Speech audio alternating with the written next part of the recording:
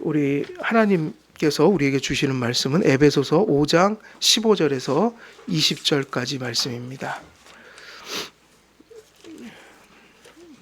에베소서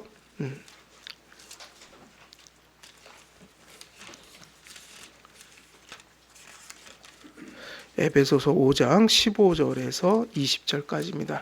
제가 봉독해 드리도록 하겠습니다. 그런즉 너희가 어떻게 행할지를 자세히 주의하여 지혜 없는 자같이 하지 말고 오직 지혜 있는 자같이 하여 세월을 아끼라. 때가 악하니라.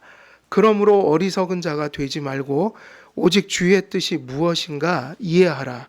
술 취하지 말라.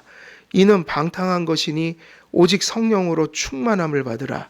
시와 찬송과 신령한 노래들로 서로 화답하며 너희의 마음으로 주께 노래하며 찬송하며 범사의 우리 주 예수 그리스도의 이름으로 항상 아버지 하나님께 감사하며. 여기까지 봉독해 드리겠습니다. 오늘은 특별히 이 구절 중에 19절, 20절 이렇게 이 구절 이제 설교도 들어가게 됩니다. 지난 시간까지 18절까지 설교를 한 거예요. 그래서 지금 이 문단에서 흘러가고 있는 내용들은 새 사람 돼서 새 사람의 생활 방식으로 살아가라는 말씀을 하고 있는 큰 주제가 흘러가고 있고, 이 안에서 이제 어떤 얘기를 하냐면 구체적인 그 삶의 실예들을, 덕들을 구체적으로 풀어가고 있다. 그래서 그것을 어떤 실제적인 교훈들을 가져와서 대조시키면서 다시 한번 예수 믿는 사람들이 어떻게 살아야 될지를 다시 한번 짚어주고 있는데, 그 대조가 무엇과 무엇으로 대조가 됐죠? 술 취하지 말라. 근데 그 대조된 것이, 세상 사람들은 술 취하지 말라 그러면 뭐로 이해를 하죠? 그냥 술 끊으면 돼. 이런데 우리는 술을 끊을 뿐만 아니라 더 많은 데로 가야 되는 거예요. 그 얘기를 뒤바꾸면 이런저런 일을 왜 하냐면 예수님 때문에 나는 그렇게 산다. 이게 믿음이지, 그게 예수님 없이 도덕만 가지고 얘기하면 그건 하나님하고 아무 상관없는, 그냥 그건 도덕일 뿐이에요. 그래서 우리가 성경의 윤리는 그 세상의 윤리가 아니라 그 성경 윤리고 기독교 윤리라고 따로 이렇게 사실은 공부를 하죠. 오늘날 신학교가 세속화돼서 신학교에서도 윤리를 세상 윤리처럼 가르치는 곳이 많아요. 근데 절대 그거는 위험한 겁니다. 그렇게 되면 율법주의에 빠질 수 있어요. 그래서 우리의 윤리는 기독교 윤리다. 그거는 어떤 우리의 본성에서 나오는 게 아니라 하나님이 우리에게 거듭나게 하실 때 성령의 충만함을 주시고 성화의 영을 베푸실 때 이런저런 동기로 우리는 그것을 감당할 수 있는 거죠. 그래서 술 취하지 말라는 것의 대조는 뭐인 거예요? 그래서 물론 목사가 신방 가면 그 집에서 술병 나오면 안 되겠죠. 뭐 위스키병, 아름다운 포도주병은 참 아름다워요, 그죠? 그런 게 눈에 보이면 안 돼요. 근데 그거를 내 집에 없다고 해서 또 내가 의롭다고 하는 것도 되게 수준이 낮은 거다. 이해가 되시죠? 그래서 술 취하지 말라는 것의 대조는 뭐냐면요, 술 취하지 말라는 것의 대조는 술 취하지 않는 것에 머무는 게 아니라 성령의 충만함을 받는 거예요. 성령의 뭐를 받는 거예요? 충만함. 그러니까 성령의 충만함을 못 받으면 술병이 안 나와도, 술을 안 먹어도 그거는 기독교적인 열매가 아닌 것이라는 거예요. 근데 오늘날 우리가 살아가는 교회들이 좀 가슴 아픈 점은, 이제는 어디까지 왔냐면 세상의 상식과 도덕도 쫓아가지 못하는 일들을 교회가 이렇게 행하는 모습들을 가끔 보게 돼서 하도 그게 안 되니까 이제는 교회에서 말씀의 생명의 윤리를 가르치는 게 아니라 이런 데 머물러 있는 거예요. 상식이라도 지키자, 교회가. 여러분 생각하실 때는 어때요? 모두가 그런 건 아니지만 그렇다고 해서 그런 모습들이 안심할 정도로 그렇게 희귀하게 나타나는 것도 아니에요. 지금 우리가 보면 정말 기독교인으로서는 해서 안 될 말과 사고와 행동을 서슴없이 보이는 그런 일들이 너무 많아요. 그러니까 그 정도가 되면 은혜를 얘기하는 게 아니라 교회나 세상도 무슨 얘기를 하냐면 우리가 은혜는 고사하고 뭐라도 지키면 교회가 안전하게 갈 수 있습니다. 이 얘기예요. 상식, 커먼 센스라도 가지면. 커먼 센스. 그 다음에 두 번째가 뭐예요? 생명 복음이 아니라 윤리라도 지키고 삽시다. 이렇게 얘기가 나오는데 이 정도까지 가면 이제 교회가 위험해진 상황이에요. 실제로 교회의 도덕성은 세상의 도덕성하고 이제 비교해 보면 어쩔 때는 떨어질 때도 있다는 생각이 들어요. 근데도 이게 되게 중요합니다. 여러분, 지식이 중요합니다. 무슨 지식이 중요할까요? 우리가 새가족 할 때 배운 거죠. 하나님을 아는 지식. 기독교 강의에도 하나님 아는 지식이 시작됐고 저기 헤르만 바빙크 책도 하나님을 아는 지식으로 시작해요. 그러니까 이거는 칼빈의 얘기가 아니에요. 왜 그 모습이 됐냐면 사람들은 예수의 이름을 부르고 자기가 믿던 신에서 이제 이렇게 돌이키면 이제 예수를 믿는 공동체 속에 들어왔잖아요. 그럼 내가 하나님을 안다고 생각하는데 그게 아니고 하나님에 대한 내용을 우리의 특별 계시면 이제 유일한 특별 계시 성경을 통해 수년 동안 꾸준히 이렇게 묵묵하게 배워가면서 그게 삶의 틀이 돼야 이제 비로소 하나님의 이름만이 아니라 그 안에 뭐가 담기게 될까요? 하나님의 내용이 담기게 돼요. 그러니까 하나님을 그냥 부른다고 해서 그리고 한국교회는 특별히 은사주의가 강렬하다 보니까 그 주관적 체험을 성경하고 혼동할 때가 있어요. 내가 막 흥분하고 뭐 이렇게 기쁘고 막 감격하면 그것을 통해서 내가 배운 하나님이 하나님이라고 생각하는데 그게 아니라 말씀과 교리를 통해서 배운 하나님이 다시 말하면 계시로서 확증된 하나님이 진짜 하나님인 거예요. 우리는 본성이 부패했기 때문에 잘못된 경험과 자기 확신을 가질 수가 있어요. 그래서 그거는 목사이든 성도이든 항상 기준은 성경에 근거한 하나님을 내가 지금 바라보고 있는가? 이것을 떠나면 언제나 우리가 그 전에 그 출애굽기 전할 때 황금송아지를 언제 전했죠? 황금송아지 얘기를 코로나 때 했어요. 가장 강렬하게 코로나 일어날 때 제가 얼마나 힘들었는지 몰라요. 그 본문이 사실 몇 달 동안 계속 이어졌거든요. 그 코로나 상황에서 그 이스라엘 역사에서 가장 수치스러운 역사를 계속 얘기해야 돼요. 우상숭배. 저는 괴로웠습니다. 막 저는 힘들어요. 왜냐면 그게 이야기 뭐 그런 게 아니잖아요. 하나님 말씀이잖아요. 그게 너무 무거워서 힘들었어요.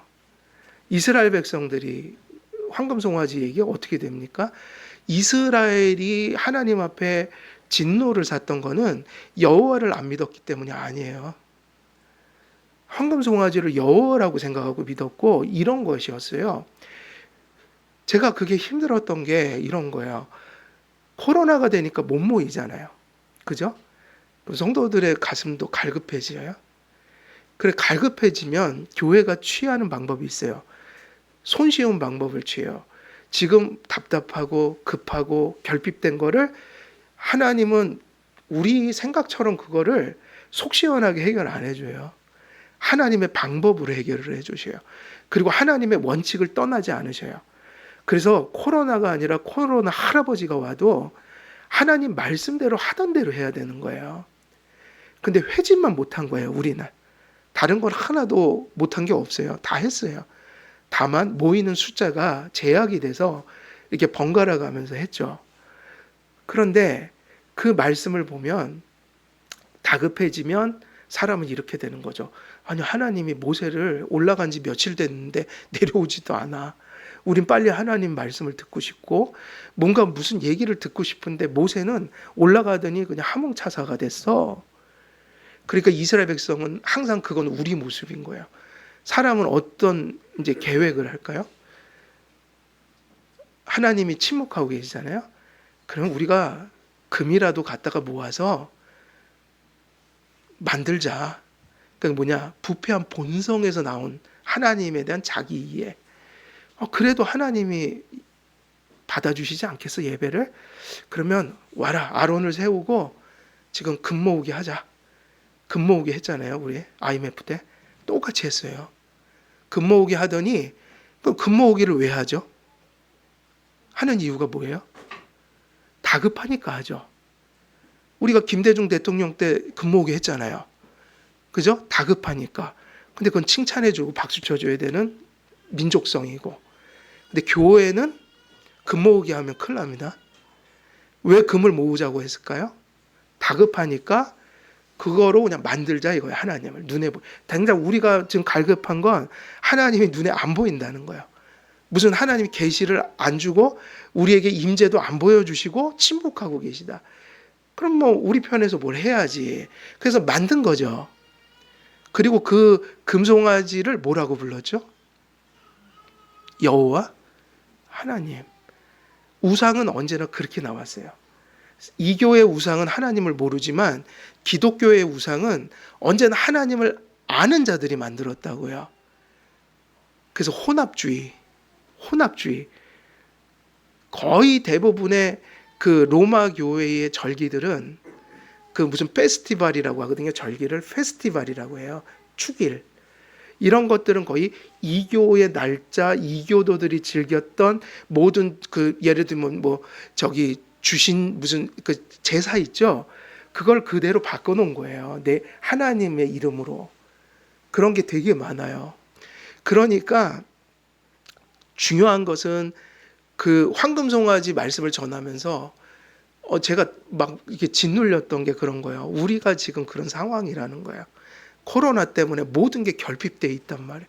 성도들이 얼굴도 못 보고 같이 예배도 못 드리고 벌써 그렇게 된 게 몇 년이 지나갔어요. 그래서 하나님 앞에 기도한 거예요. 하나님, 목사부터 갈급하고 급합니다. 어쩔 땐 이 상황을 어떻게 타개해 갈지 모르겠습니다. 그저 버둥대면서 최대한 하고 있는 게 최선이 이 모습인데 이게 이러다가 우리가 뭐 걱정을 막 했는데 하나님께서 우리 교회는 그대로 다 지켜주셨어요. 끝나고도 그냥 그 모습 그대로. 다만 한 가지 그런 건 있었죠. 계속 그렇게 예배하다 보니까 정상으로 돌아오니까 피곤한 거예요. 조금 이제 지치는 거죠. 그잖아요. 2주에 한 번씩 오다가 예배도 오전 예배만 드리다가 다시 오전 오후 예배 회복되고 뭐 이러면은 몸이 이제 안 따라오니까 피곤하죠. 그런 거 빼고는 우리가 바뀐 게 하나도 없더라고요. 성도님들도 자리를 지켜주셔서 코로나 때 교회를 못 나오신 분이 없어요. 다 그대로 다시 출석을 하셨어요. 근데 그 내용은 너무 언제나 가슴을 떨리게 만들어요. 왜냐? 우상은 밖에 있는 게 아니라 어디 있는 거예요? 우리들 안에요. 왜냐? 사람은 언제나 결핍된 것을 그 자신의 그 본성에 욕구하는 것으로 만들어내서 하나님 섬기는 것을 나의 그 뭐라고 그럴까 취향을 따라 만들려고 하는 경향이 있어요. 그래서 개혁교회가 부르짖었던 게 로마 교회를 개혁한 원리는 예배의 무슨 원리라고 불러요? 예배의 규정적 원리. 그 영어로 하면 the regulative, 그 다음에 principle of the worship. 그래서 예배는 레귤러티브, 되게 규정적이다. 그리고 원칙적이다. 근데 그 원칙과 규정은 어디서 오냐면 only the Bible이에요. 오직 성경에서 옵니다. 그게 예배의 규정적 원리라고요. 그래서 우리가 지금 예배 드리는 이 모든 모습들이 그 첫 번째 순서가 전주부터 강복선언까지 우리는 우리들이 가진 그 개혁주의에서 가르쳐주는 그 예배학에 따라서 지금 모든 순서가 정해져 있는 거예요.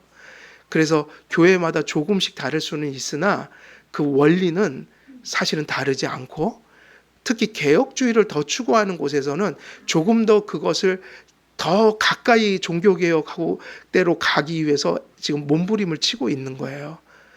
그래서 적어도 조금씩 다르지만 개교회가 당회가 그런 걸 정리해서, 그래서 우리 교회하고 또 타 교회는 좀 다르지만 그 교회들을 존중해 줘야 됩니다. 순서가 다를 수 있고 그 교회의 수준이 다를 수 있고 그 교회의 이제 합의가 다 다른 거니까 적어도 내가 속한 교회에서 정한 예배의 그 틀들은 통일성을 갖기 위해서 함께 순복해 주는 게 맞아요. 그리고 그게 절대적인 게 아니지만 타 교회의 것들을 인정해 주고 다양성을. 그러나 개교회 안은 통일성이 있어야 되는 거잖아요. 그럼 그 통일성은 어떤 노력들이냐면 우리가 하나님 말씀을 따라서 예배를 드리겠다는 최선이 지금 여기까지 온 거죠. 그래서 그것이 완전할 수는 없을 수도 있죠. 그러나 개교회 안에서는 그것을 모든 성도들이 함께 추구해 줘야 돼요. 그렇게 하지 않으면 아무것도 할 수가 없는 거겠죠. 그래서 제가 말씀드리는 요지가 뭐냐? 우리가 하나님을 믿는다는 것은요, 하나님의 지식을 갖는 것을 필수적인 요소로 기초로 삼아요. 그렇지 않으면 예수라는 이름을 부르는 거지 그 내용 속에 성경적인 하나님을 바라보는 것이 언제나 그것과 일치하는 것은 아니란 말이에요. 그래서 하나님 성경을 배워야 되고, 그리고 공교회들이 검증한 교리들, 다시 말하면 역사적으로 성경을 해석한 결과들을 배워야 돼요. 그리고 그것들이 최대한 충실해서 나온 것이 뭐라고 그랬어요? 교회의 질서들이다. 그럼 그거는 완벽할 수는 없지만 교회가 한 마음이 돼서 통일성을 가지고 그걸 존중해 줘야 한다. 그래서 이런 이야기들을 우리가 이제 할 때에 세 사람의 생활 방식이라는 것이 결국은 일반적인 윤리가 아니다. 그건 생명이어야 한다. 근데 지금 이 교회가 아까 얘기했던 글로 돌아가는 거예요. 우리가 어디에 지금 머무르고 있어요? 말씀과 교리가 상당히 정리되지 않은 교회의 모습들이 많다 보니 하나님 말씀을 통해서 생명을 받은 자들이 생명의 윤리로 선을 추구해야 되는데 교회가 그것을 정립하지 못하고 정리를 못하니까 예수의 이름은 뜨겁게 부르나 그 뜨겁게 부르는 예수라는 이름 속에 하나님에 대한 지식이 결여되어 있으면 이것이 그런 삶의 방식이 나올 수가 없는 것이고, 교회가 자꾸 문제를 일으키니까 세상이나 교회가 이제 그런 얘기까지 나오는 거죠. 교회가 제발 상식만이라도 지켜 주었으면. 상식이요. 근데 이렇게 가면 교회는 망한 거예요. 교회는 하나님의 말씀을 전하기도 바쁜 곳이어야 돼요. 근데 하나님의 말씀이 아니라 뭐를 지금 얘기를 한다는 거예요? 그것도 안 되니까 상식을 의존해야 되는 거죠. 상식은 기본인 거죠. 상식은 기본이에요. 그리고 도덕도 윤리도 기본이에요. 근데 교회는 그것보다 훨씬 높은 가치를 추구하니까 그거를 가리켜 생명이라고 하는 거예요. 세상엔 생명이 없습니다. 도덕적인 사람들에게 생명이 없어요. 그거를 우리가 깊이 생각해야 돼요. 그래서 술 취하지 말라는 얘기를 해놓고 그것은 제유법일 뿐이다. 그럼 어디로 가는 거죠? 어디로? 성령의 충만함을 받아라. 그러면 이제 뒤에 나오는 구절들은요, 성령 충만의 또 구체적인 예들을 또 얘기합니다. 그래서 성령 충만에 걸린 게 뭐냐면 시와 찬송과 신령한 노래들로 서로 뭐 해라? 그게 하나, 이게 분사인데 그거 하나 걸려 있고요.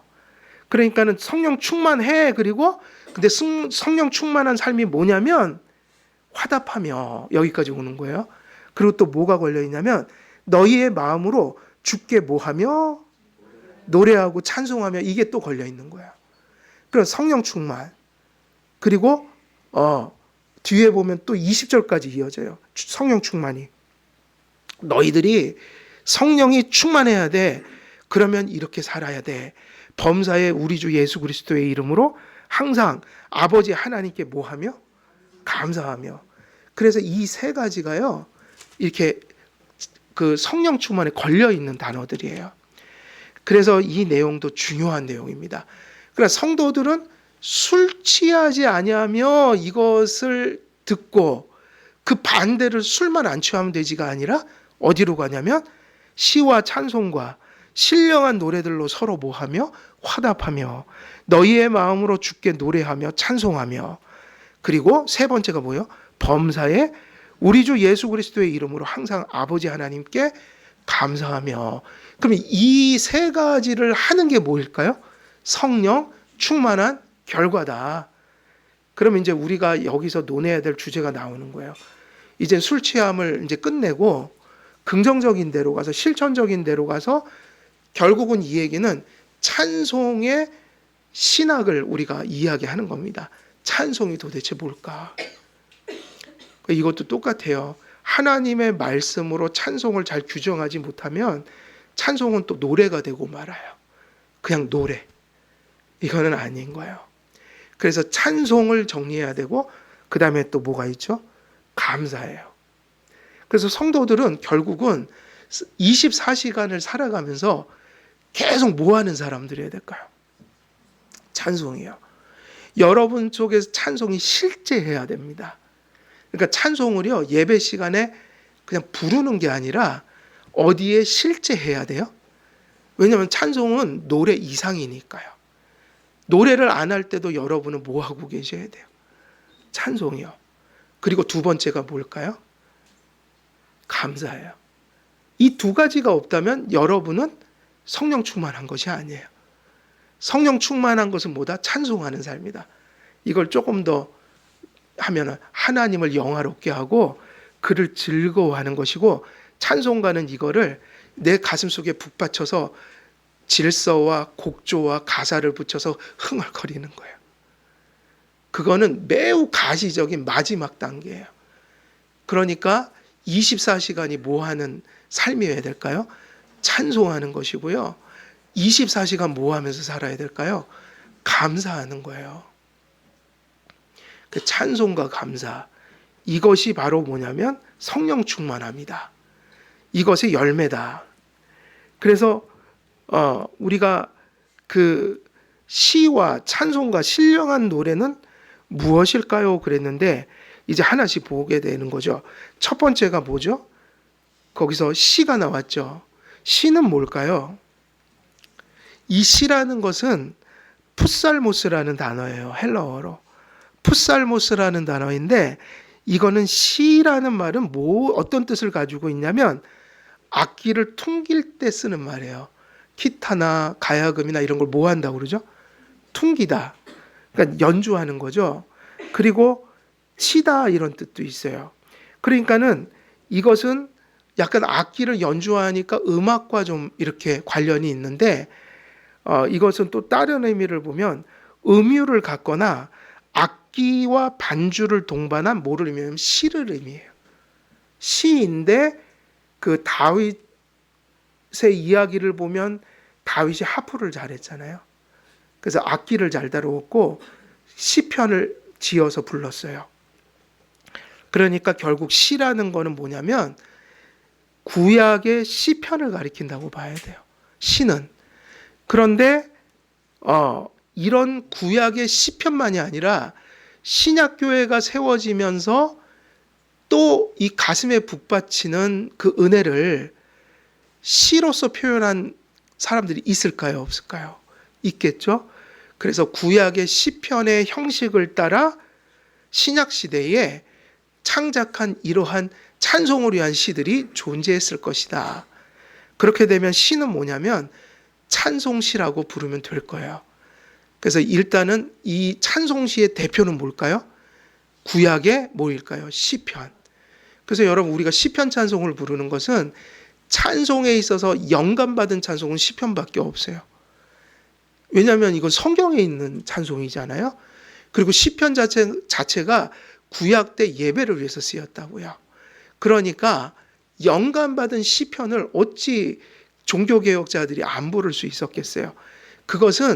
이것은 사람들이 은혜 받아서 응답했다는 걸 넘어선, 이것은 영감받은 말씀으로서 영감받은 찬송이에요. 그래서 교회는 무엇을 최고로 여겨야 될까요? 시편이에요. 그리고 이제 두 번째 우리가 이 찬송가를 부르는 건 이 곡들이 많이 나왔지만 그래도 공교회들이 검증해서 걸러놓은 거잖아요. 다시 말하면 질서 있게 부르는 곡조들이다.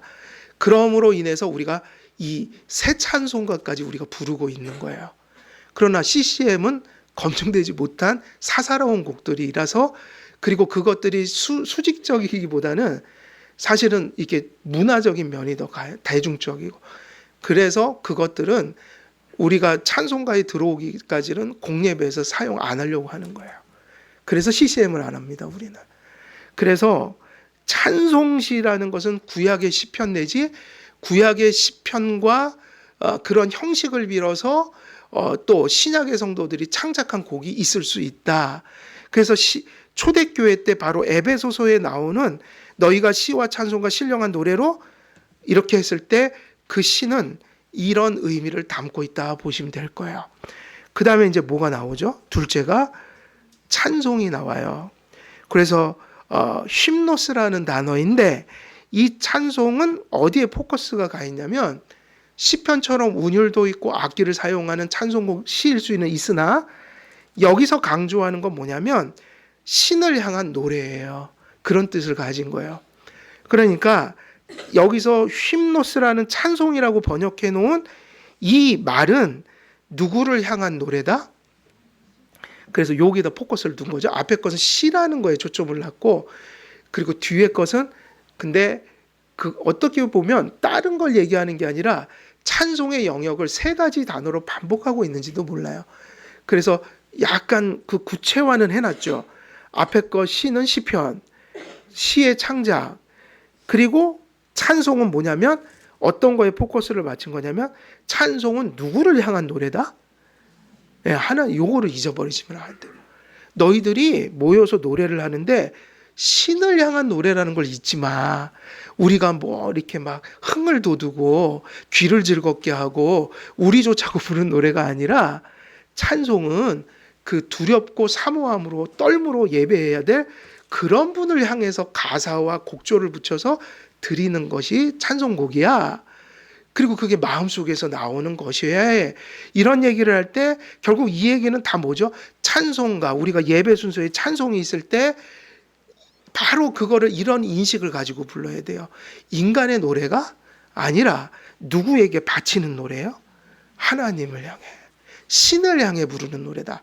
그러면서 그렇게 했어요. 찬송 불러라. 그 다음에 세 번째가 뭐죠? 신령한 노래예요. 신령한 노래는요, 이제 이렇게 보면 되죠. 앞에서 이게 두 가지를 이렇게 나누어서 설명을 하고 그걸 통틀어서 뭐라고 부를 수 있다는 거예요. 이런 노래들을 신령한 노래라고 합니다. 이렇게 해서 바울이 가르쳐 주고 있는 거예요. 그래서 신령한 노래는 시와 찬송을 총칭하여 다시 한번 반복해 준 것이다. 그러니까 이렇게 하나님께 드리려고 지은 영감받은 시로서의 시편과 그 다음에 신약의 성도들이 창작했던 이런 찬송 시들과 그리고 신을 향해 드리는 모든 이 노래들이 어떤 노래라고 규정을 지을 수 있는 거죠? 신령한 노래죠. 우리가 신령하다 이건. 그러니까 찬송을 우리는 가사를 쓸 때도 창작을 한다면 그래서 기도해야 돼요. 저 찬송가도 고칠 게 많아요. 찬송가를 좀 한번 경건한 분들이 다시 만들었으면 좋겠어요. 그리고 안타까운 거는 우리가 부르는 저 찬송가는 초교파적인 거지 개혁주의 정신이 담뿍 든 찬송가는 아니에요. 근데 없거든요. 지금 대안이 없거든요. 그래서 좀 개혁주의에 이렇게 충실한 분들이, 음악을 잘하시는 분들이 시편만이 아니라 창작곡들도 좀 정리해서 모든 장로교회는 적어도 장로교회에서 이렇게 부를 만한 찬송가 이 집이 하나 나왔으면 좋겠다. 근데 그게 안 되는 이유가 있어요. 몇 가지가 있어요. 근데 어찌됐든 기도합니다, 저는.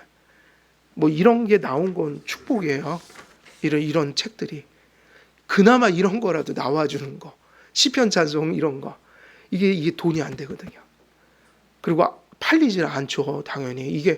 이걸 누가 사겠어요, 일반 교회에서.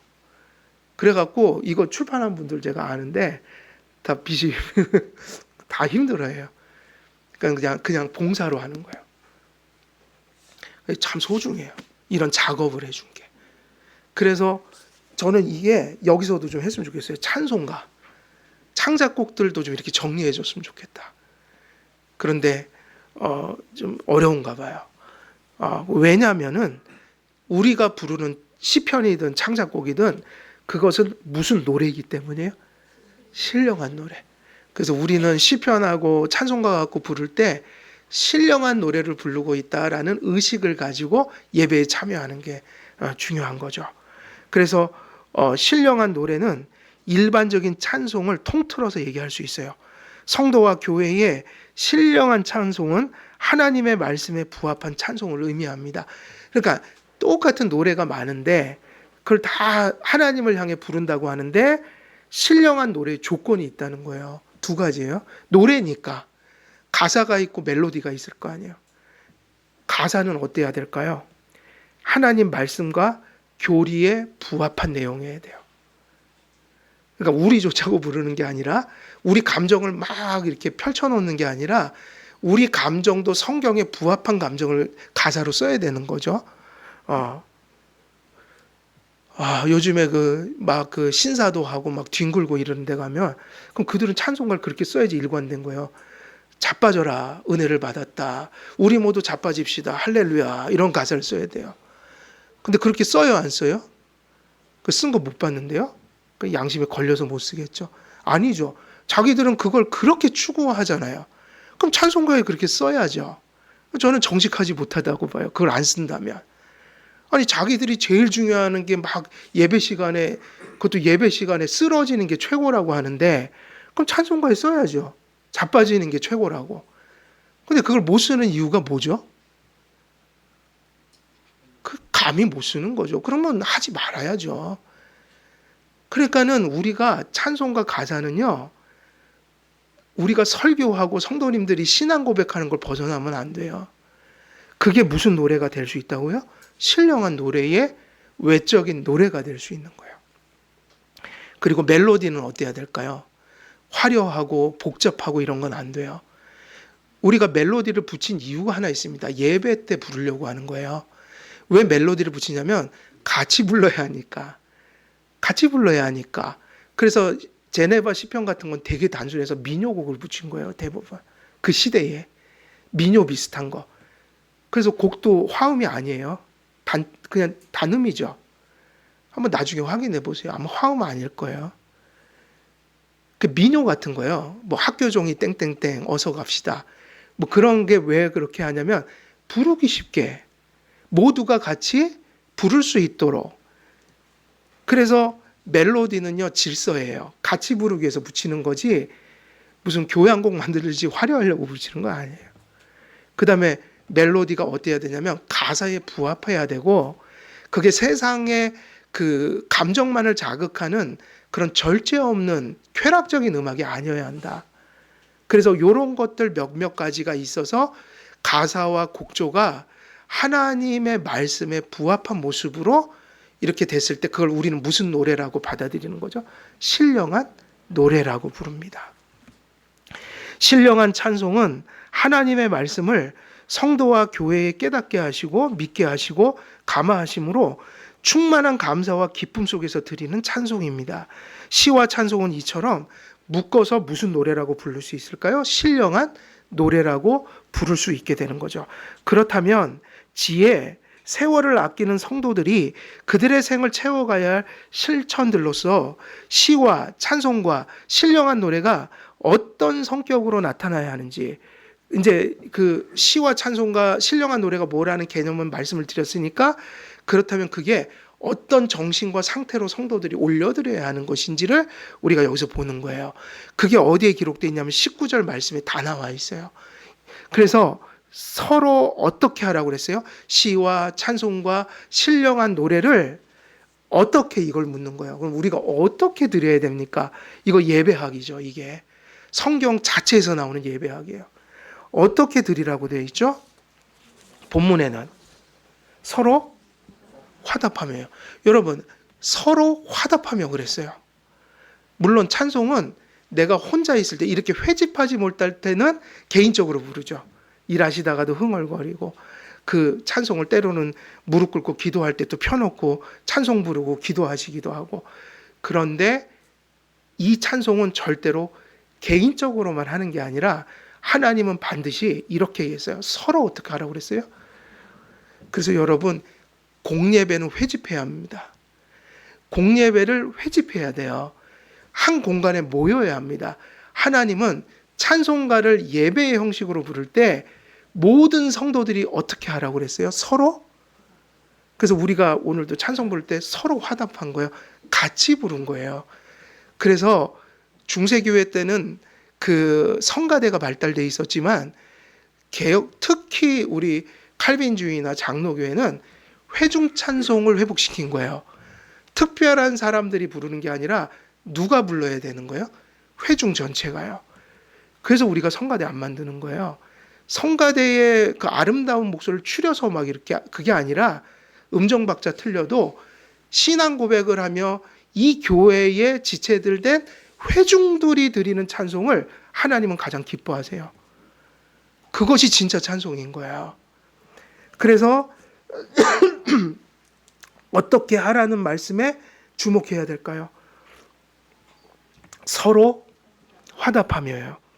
시와 찬송과 신령한 노래는 성도의 교제라는 의미 안에서 실천되는 거예요. 여러분들이 성도의 교제를 나눈다고 할 때 그 안에 중요한 게 뭐가 있는 거죠? 예배 순서 가운데 예배가 가장 강렬한 성도의 교제라고 그랬잖아요. 친밀함을 떠나서 이 예배 시간에 우리가 유일하게요, 서로 가까이 이렇게 친밀도도 다르고 다 이러지만 유일하게 똑같이 하나님 앞에 반응하는 시간이 있어요. 예배 시간밖에 없어요. 일주일 동안에. 근데 이때 예배 속에 뭐가 들어있죠? 찬송이. 이 찬송은 서로가 어떻게 하는 찬송이어야 돼요?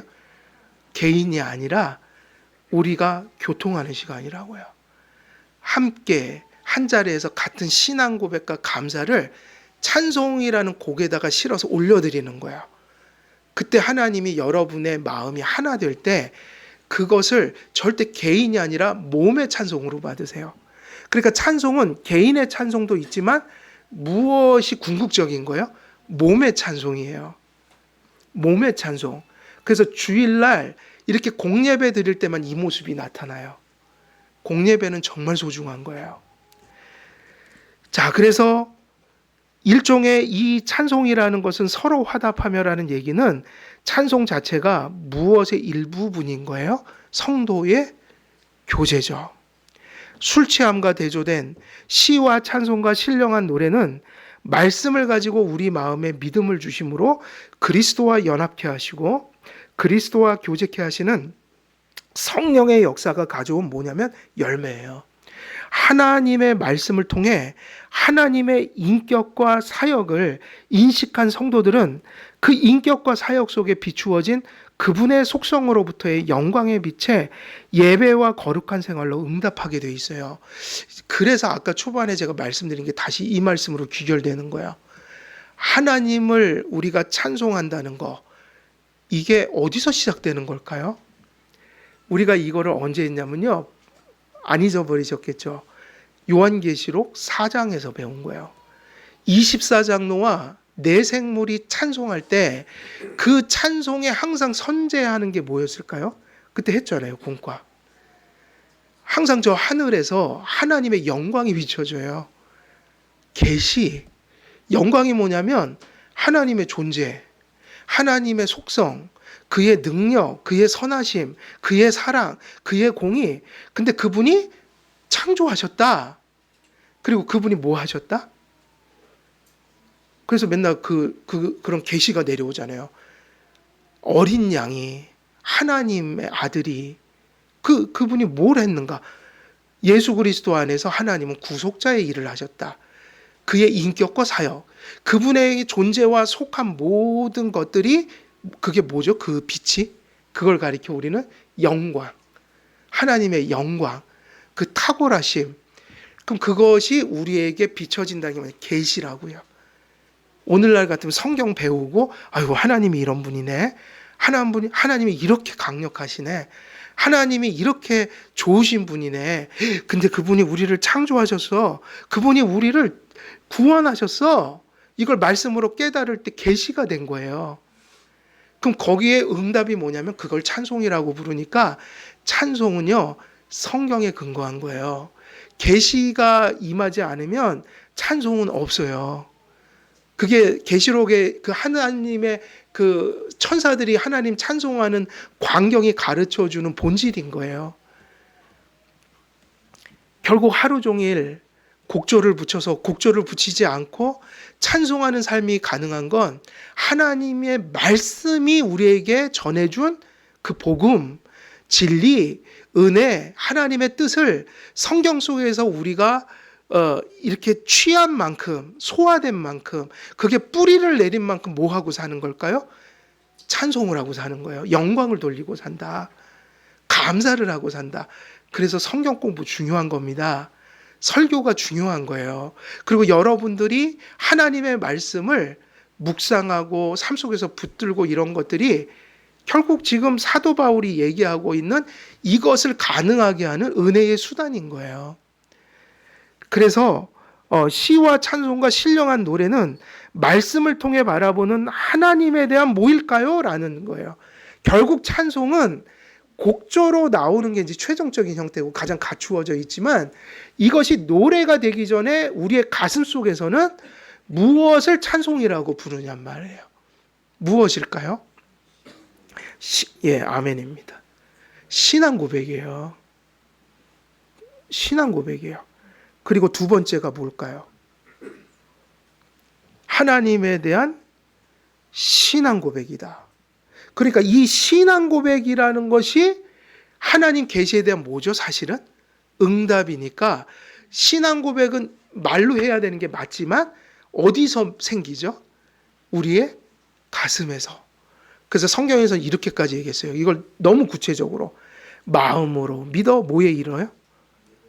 의에 이르고 시인하여 입으로 시인하여 구원에 이르느니라. 그러니까 마음에 없으면 구원 못 받습니다. 근데 마음에 있는 고백을 입으로 의지적으로 고백 안 하잖아요. 그러면 그 믿음이 없는 거예요. 그래서 들려지는 고백이 있지만 그 고백은 가슴 속에 있는 거예요. 그래서 이 고백, 근데 이 신앙 고백이 무엇에 근거하는 거죠? 하나님 말씀에 대한 응답이 고백이란 말이에요. 그래서 여러분 하나님에 대한 지식, 성경에 대한 인식은 항상 출발점이에요.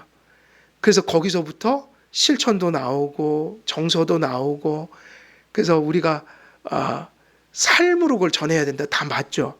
근데 이게 되게 중요한 얘기인데 예를 들면 보세요. 제가 전도할 때 이 방법을 택했어요.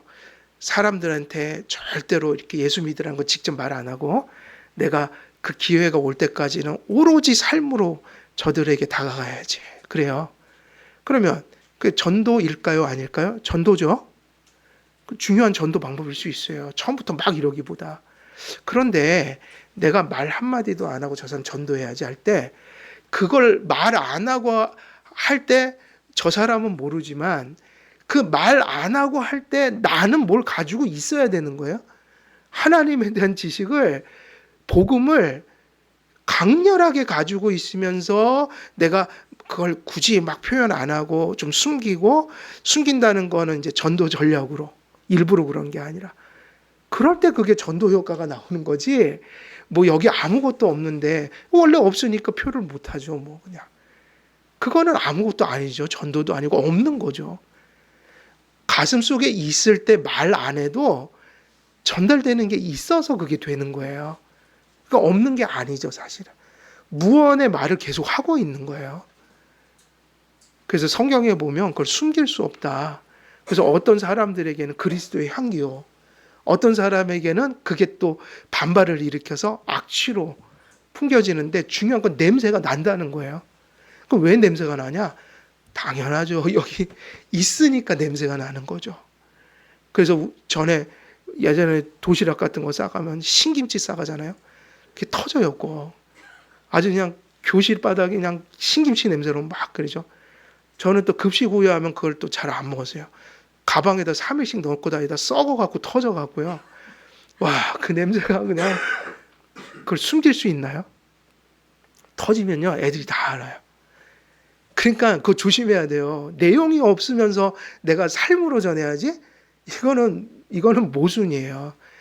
내가 강렬하게 있어야 말을 전략적으로 안 해도 사실은 무언으로 무언가 냄새가 나서 야, 저 사람 말은 안 했지만 참 그리스도인인 것 같아. 이러고 쫓아오는 거거든요. 그래서 여러분 신앙 고백이 곧 뭐예요? 찬송이에요. 찬송은 신앙 고백이 있어야지 합니다. 그래서 노래이기 전에 우리 가슴 속에 뭐가 있어야 돼요? 고백이 있어야 됩니다. 그리고 그 고백이 어디서 나오는가? 하나님에 대한 지식에 근거한다. 그래서 성경 말씀 배우는 것을 절대로 하찮게 여겨서는 안 돼요. 성도들은 이 지식을 개인적으로 홀로 받지 않았습니다. 그러면 또 중요한 얘기가 또 나와요. 우리가 성경 공부하고 뭐하고 하는데 이게 그냥 내 개인 경건 하나 쌓으려고 하나님이 주시는 게 아니란 걸 기억하셔야 돼요. 우리로 하여금 같은 것을 공유하도록 주시는 거니까 내가 갖는 것 플러스 뭐 하는 게 있는 거죠? 그 함께 이 진리를 들음으로 우리가 한 몸이 되는 게 중요한 거예요. 그런데 만약에 우리가 성경 공부를 하면서 잘못 이해를 하면 그냥 그게 내 것이 돼버리면 나보다 잘하는 사람이 있고 나보다 못하는 사람이 있고 이런 비교의식을 갖게 되잖아요. 근데 그러면 안 되는 거예요. 나보다 못하고 잘하고가 어디 있습니까? 하나님이 주신 분량 안에서 진심 어리게 그걸 고백하면 되는 거지. 이해의 폭은 속도는 또 우리가 또 나중에 먼저 된 자가 나중에 이건 아무도 몰라요. 그러니까 그 순간에 충실해서 진정성 있게 하나님의 말씀을 정말 사모함으로 가는 그 정신으로 최선을 다하면 되는 거겠죠. 그런데 그렇게 성도들이 배웠을 때 그게 무슨 결과로 나타나야 되는 걸까요? 배운 것 때문에 서로가 이렇게 흩어지는 게 아니라 배운 것 때문에 더욱더 하나가 되는 거. 이것이 바로 서로 화답하며의 그 이면에 깔려있는 전제들이에요. 여러분, 우리들은 신앙의 지식이 깊어갈수록 더욱더 겸손해져야 될 뿐만 아니라 그것이 덕을 세우는 데 가야 돼요. 덕이 뭐냐면 다른 얘기가 아니잖아요. 교회를 세운다는 의미거든요. 빌딩업. 그렇게 돼 있어요. 영어 성경. 빌딩업이다. 그러면 그게 뭐냐? 성경으로 서로가 하나 되는데 지금 오퍼레이션이 되고 있다. 성경이.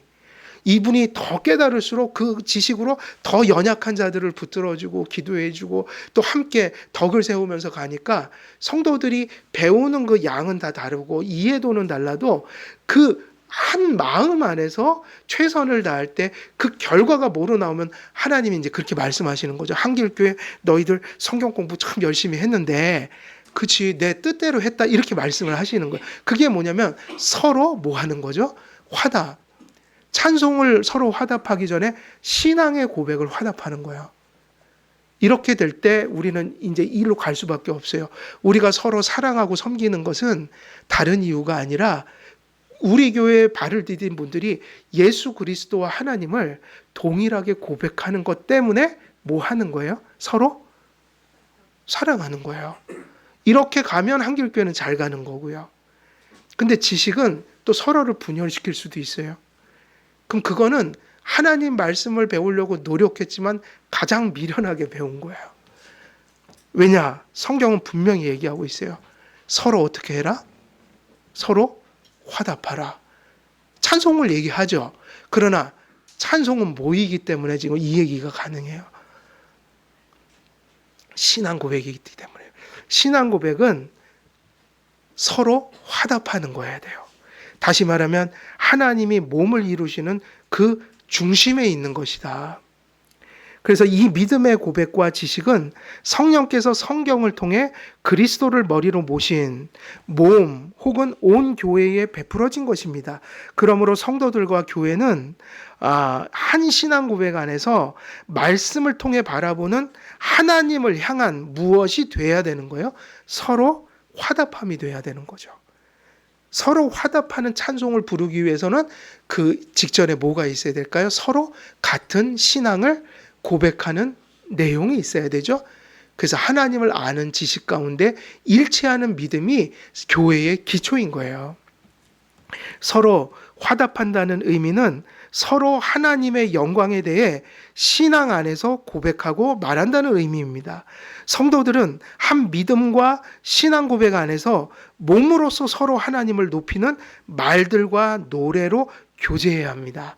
그래서 교회 오면 무슨 시간 많죠. 뭐 조모임도 있고 항상 그 모든 모임은 무엇을 중심으로 이루어져야 될까요? 하나님 말씀이에요. 그리고 교회를 떠나서 사사로운 모임을 가질 수도 있겠죠. 뭐 누구를 만나고 그때 잊지 마세요. 친구나 무엇이나 이런 걸 넘어서서 우리는 한길교회 교인으로 서 있는 거니까 우리들이 밖에서 성도들과 교제할지라도 항상 하나님의 말씀을 마음에 두고 교제하는 것이 맞는 것이죠. 그래서 한 믿음과 신앙 고백 안에서 몸으로서 서로 하나님을 높이는 뭐를 하라는 거예요? 같은 교회에 속한 분들은 그런 말들과 노래로서 교제를 해야 되는 것이죠. 한 진리 안에서 일치하여 질서 있게 온 교회가 함께 하나님을 고백하고 높이는 경배하는 교통을 가져야 합니다. 그러니까 우리가 성도의 교제 또 교통 이게 뭐냐면 이런 내용들이 정립돼 가지 않으면 이게 실제적인 삶에서 일어날 수가 없는 거죠. 사람들은 방탕한 것을 즐기려고 사실은 무엇을 마시곤 해요? 방탕한 것을 일으키려고 술을 취해서 쾌락을 북돋우고 침묵을 누리지만 그 세상이 요구하는 건 침묵이에요. 그러나 성도들은 일치된 진리 안에서 진리를 동일하게 소유한 이유로 사랑 안에서 진리를 고백하고 노래해야 합니다. 세상 사람들은 모이면 방탕한 것을 추구하려 하지만 성도들은 그리스도 안에서 주어지는 거룩한 즐거움, 영적 기쁨을 거룩한 교제 속에서 덕스럽게 누립니다. 성도들에게 명령된 예배는 수직적으로는 누구를 향할까요? 하나님을요.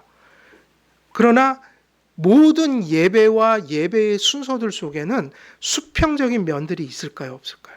있죠. 왜냐하면 예배 자체가 수직적으로는 하나님을 향한 거지만 수평적으로는 누구와의 교통이기 때문에 그래요?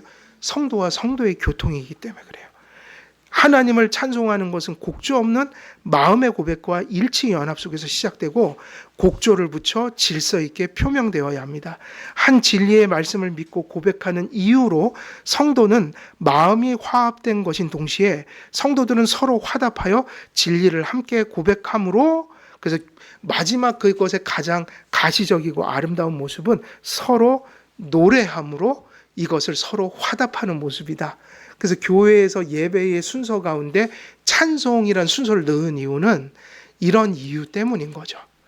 예배의 규정적인 원리를 따라 예배한다는 것은 찬송의 어떤 하나님의 말씀의 그 원칙들을 우리가 가지고 찬송해야 한다는 걸 담고 있는 거죠. 그래서 오늘 시간이 다 돼서 오늘 여기까지 말씀을 전하고요. 그래서 우리가 1차적으로 이 찬송이 무엇이라는 걸 설명을 드렸고 그것을 어떤 태도로서 정신을 가지고 드려야 되냐 할 때 교회론적인 시각을 잃으면 찬송은 사라지는 거겠죠. 개인적인 찬송인 동시에 몸의 찬송을 받으신다. 다시 말하면 서로 화답하여. 저 AI가 저렇게 해갖고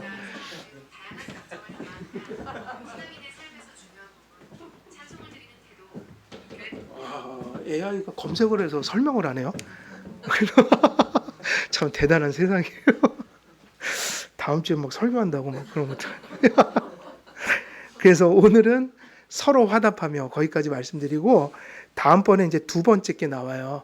찬송은 어떻게 드려야 되냐면 서로 화답하면서 해야 되는 동시에 마음으로 해야 된다고 그랬거든요. 그래서 마음으로 한다는 게 무슨 뜻인가는 다음 또 주에 말씀을 드리도록 하겠습니다. 제가 기도함으로 마치도록 하겠습니다. 하나님 아버지, 오늘 찬송에 대한 말씀을 전하였습니다. 하나님의 말씀에 귀한 풍성한 교훈들을 통해서 우리가 하나님 보시기에 합당한 찬송을 드리고 또 우리의 심령에 유익한 찬송을 드려 또 교회가 예배 가운데 이러한 찬송의 예배의 순서들이 또 그러한 영역들이 더 풍성하게 더 성숙하게 세워져가는 우리 한길교회 되어 하나님의 은혜를 충만히 누리고 살아가는 저희들 될 수 있도록 하나님 함께해 주옵소서. 감사드리오며 우리 주 예수 그리스도의 이름으로 기도드리옵나이다. 아멘.